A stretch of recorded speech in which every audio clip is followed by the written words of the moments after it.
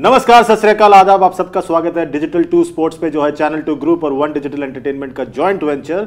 ये है द दूसरा शो जहां पे क्रिकेट की बातें करते हैं। और अगर हम क्रिकेट की बातें करते हैं तो हमारे साथ जो साथी है पंकज अठवले, उनका होना बहुत जरूरी है। पंकज, क्या हाल है आपके? बहुत बढ़िया, बहुत बढ़िया। मुझे तो एक ही गाना याद आ रहा है कि सारा जमाना शुभमन गिल का दीवाना। ओह, क्या बात है। तो आप समझ ही गए होंगे कि आज हम किसकी बातें करने वाले हैं। शुभमन गिल, दिल दिल दे दे। अरे क्या बात है, वेरी गुड।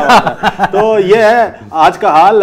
जो पहला मुकाबला हुआ भारत बनाम New Zealand one day international series 3 match की श्रृंखला है, उस पहले मुकाबले में क्या हुआ हाल, भारत ने किस तरह से मैच जीता, 349 बनाए 8 विकेट के नुकसान पर। शुभमन गिल ने क्या पारी खेली, बहुत बढ़िया। 208। और उसके बाद जो नेक्स्ट बेस्ट है वो 34 है, सीधा 34। That is a point of concern because Shubman Gill ने डबल सेंचुरी मारी, नो डाउट अबाउट दैट। ये नया इंडिया है, घुस कर मारता है, you know. But Ishan Kishan ने भी किया था, so this is also very good. But the fact is what about the others, because ये कहीं ना कहीं थोड़ा सा दिक्कत हो जाएगी। और दूसरी बात ये है कि देखिए, गेंदबाजी में न्यूजीलैंड का कोई कुछ खास हुआ नहीं, but New Zealand coming back and almost doing the unbelievable. Michael Bracewell के 140 क्लासिक मैच, क्या लाजवाब हिटिंग था कल। और लोकल बॉय मोहम्मद सिराज ने फिर एक बार जबरदस्त गेंदबाजी की, 4 विकेट निकाले। कुलदीप यादव ने 2 विकेट निकाले, शार्दुल ठाकुर ने 2 विकेट निकाले। पर बीच में ऐसा लग रहा था कि ये भारत के साथ बांग्लादेश में भी हुआ था। आखिरी विकेट निकालने के लिए पानी हो गए थे, कहीं यहां पर भी यही हो रहा है। तो ये एक चिंता का विषय है भारत के लिए। बिल्कुल, ये गड़बड़ तो हो गई। वैसे देखा जाए तो पिछले मैच में न्यूजीलैंड को चंद्रेश मिला बहुत बड़ा बिल, क्योंकि डबल सेंचुरी लगाई किसने? गिल, शुभमन गिल। लेकिन एक बात तो यही है कि किस तरीके से न्यूजीलैंड कह रहा है all is well because they have Michael Bracewell. क्या बात है। तो चले एक नजर डाल देते हैं आने वाले मैचों पर। अगला मैच शनिवार को होगा और ये शनिवार का मैच होगा रायपुर में। क्या बात है, बहुत बढ़िया स्टेडियम है, नया स्टेडियम है, इट्स अ ब्यूटीफुल प्लेस, बड़ा स्टेडियम, बड़ा मैदान है, full of runs. I think उनका पहला वनडे इंटरनेशनल है ये। जी बिल्कुल, वहां पर T20 तो हो चुके हैं, IPL हुआ जी बिल्कुल। तो ये पहला वनडे इंटरनेशनल है, तो जबरदस्त है ये यहाँ पे न्यूजीलैंड के लिए। और फिर एक बार नजर होगी हमारे युवा बल्लेबाज शुभमन गिल पर, बिल्कुल, क्योंकि उन्होंने जो कीर्तिमान स्थापित किए। देखिए वो दोस्तों, उन्होंने जो मारा पहले मुकाबले में, पूरा जो लिस्ट देख लीजिए आप भारत के डबल सेंचुरियंस वनडे क्रिकेट में। 200 बनाया पहली बार 2010 में, और उसके बाद सचिन तेंदुलकर ने, और उसके बाद तो मानो मतलब एक लड़ी लग गई है। नहीं, और इसमें चंद्रेश सबसे बड़ी बात है कि ईशान किशन और शुभमन गिल के लिए बहुत बड़ी बात है। ये आने वाले सालों में अपने बच्चों को कहेंगे कि बॉस मैं कौन सी लिस्ट में था, मालूम क्या? मास्टर और सहवाग की लिस्ट में था। I think this is one of the most proudest moment for Shubman Gill by making this double century. और ये जो लिस्ट है जिसके बारे में हम बात कर रहे थे, कप्तान रोहित शर्मा पर भी दबाव होगा, क्योंकि पिछले 1.5 महीने में उन्होंने दोनों ने डबल सेंचुरी मारा। एग्जैक्टली, ये बहुत रेयर ही हुआ है। एग्जैक्टली। और देखिए, ये बात है कि ओडीआई का वर्ल्ड कप जैसे जैसे आते जा रहा है, ये blossoming of Indian youngsters is very good sign. बिल्कुल, और शुभमन गिल के लाजवाब जो रिकॉर्ड रहा है, बिल्कुल बेहतरीन रहा है। देखिए कि वो फास्टेस्ट 1000 ODI रन्स में तीसरे पायदान पर है।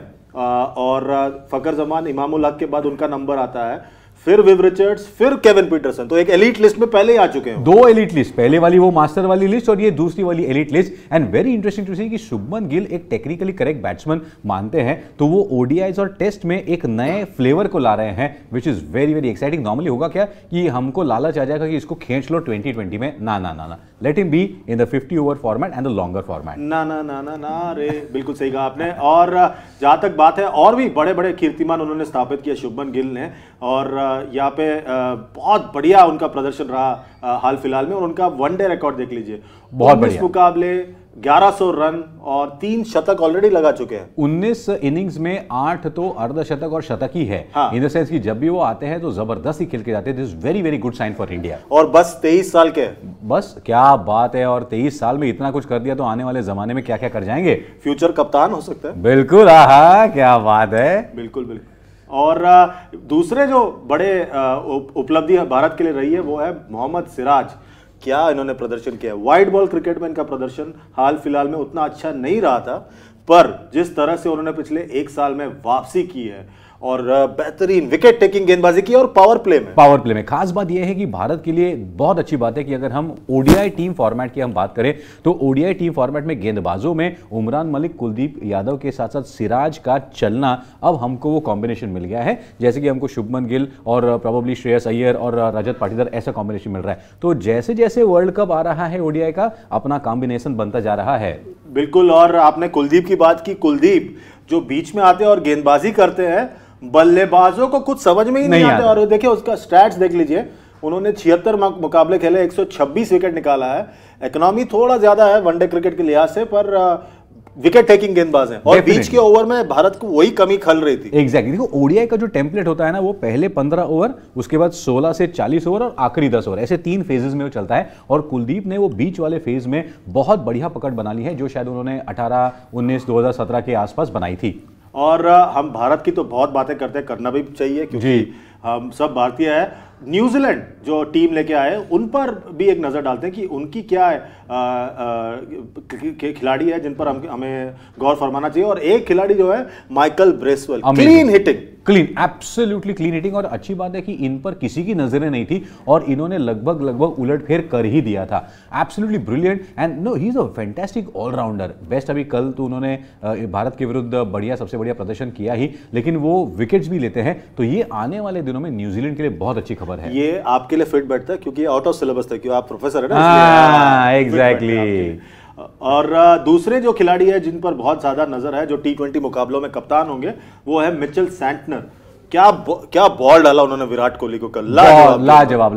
मिचेल सैंटनर, वो भी चश्मे वाले, इनको देखकर बार बार डैनियल वेटोरी की याद आती है कि वो जो परंपरा है वो उन्होंने जारी रखी है। Though he might not look very dangerous but he is a very cheeky character और इनको हल्के में लेना नहीं होगा भारतीय बल्लेबाजों को।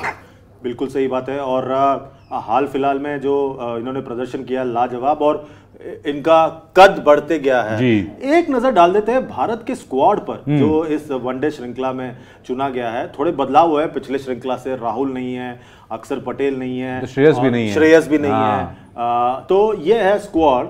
और देखे कि यहाँ पे रजत पाटीदार आया है श्रेयस अय्यर की जगह पे, श्रीकर भरत आया है केएल राहुल की जगह पे, और शाहबाज अहमद आए हैं अक्षर पटेल की जगह पे जी।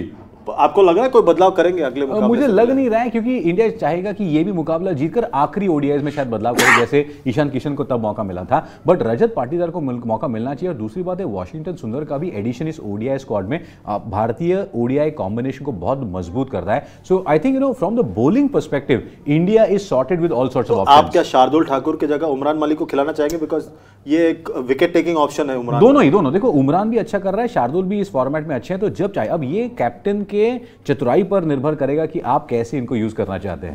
बिल्कुल। न्यूजीलैंड के स्क्वाड पर अगर एक नजर डालें कि न्यूजीलैंड का स्क्वाड किस तरह से यहाँ पर है, तो इन्होंने काफी बदलाव किए क्योंकि काफी लोगों ने छुट्टी लिया है इस वजह से। तो कप्तान है टॉम लेथम, डेवन कॉनवे अच्छे बल्लेबाज हैं, फिन एलन अच्छे बल्लेबाज हैं, ग्लेन फिलिप्स धाकड़ बल्लेबाज हैं। ये this is a fantastic lineup. सिर्फ मुझे दिक्कत है कि टॉम लैथम इतना नीचे क्यों आते हैं। He should come at number 3 और डेवन कॉनवे को नंबर 3 पे शायद डालना चाहिए। टॉम लैथम अगर ओपन करे तो वो लंबी रेस को इनफैक्ट 50 ओवर तक वो पूरा एंकर कर सकते हैं। पिछले मुकाबले में भी न्यूजीलैंड सिर्फ 12 रन से पीछे रह गया। क्यों? क्योंकि एक कोई खिलाड़ी स्टार्टिंग में नहीं था जिसने थोड़ा सा एक्सेलरेट कर पाए। तो या तो आप फिन एलन और कॉनवे के साथ ओपन कराओ, सॉरी फिन लैथम और फिन एलन के साथ, और कॉनवे को नंबर 3 भेजो। That's a very good combination. बिल्कुल। तो प्रेडिक्शन का टाइम हो गया है, क्या लग रहा है आपको? ये पेचीदा सवाल है लेकिन मैं रिक्स लूंगा। अच्छा, क्या लूंगा मैं? रिक्स लूंगा। हाँ। मैं न्यूजीलैंड जीतेगा। मुझे लग रहा है भारत जीतेगा और सीरीज यहीं पर समाप्त कर देगा रायपुर में। पर हमारे मानने से क्या होता है, आपका मानना क्या है वो बताइए।